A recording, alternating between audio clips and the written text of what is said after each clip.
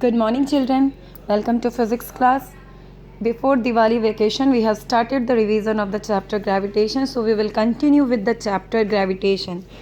What do we mean by the gravitation? See, what is the gravitation? Gravitation is a kind of force which helps in the attraction of the object towards itself.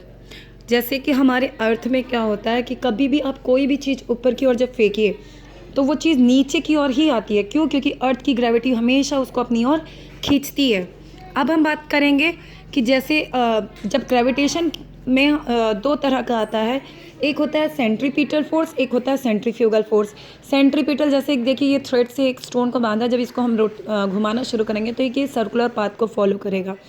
इससे क्या होता है, जब हम, क्योंकि क्या है, ये जो स्टोन है एक ही फिक्स डिस्टेंस से कनेक्टेड है और इसका सारा का सारा जो फोकस है वो हमारा सेंटर की ओर कनेक्टेड है, जिसकी वजह से वो एक सर्कुलर पाथ को फॉलो करेगा और ये टुवर्ड्स द सेंटर है। So it will be called centripetal force.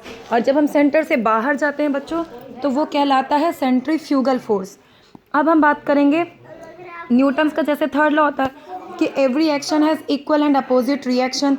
उस हिसाब से क्या हो जाता है कि जब कोई भी दो ऑब्जेक्ट्स होती हैं, तो अगर मैं स्पेस की बात करूं, दो ऑब्जेक्ट हैं और उनमें क्या है, suppose just like this, there is an object A and here is an object B, they both are connected with the same distance D.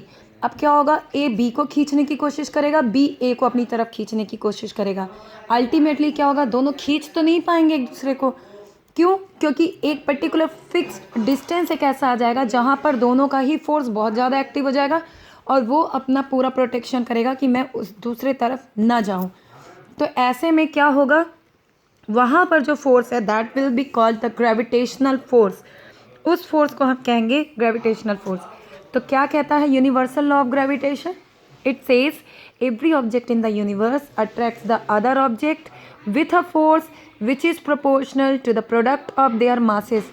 मैंने कहा प्रोडक्ट ऑफ देयर मासेस, तो देखिए ये एक ऑब्जेक्ट है, ये दूसरा ऑब्जेक्ट है, इसका कुछ मास होगा, बी का भी कुछ मास होगा।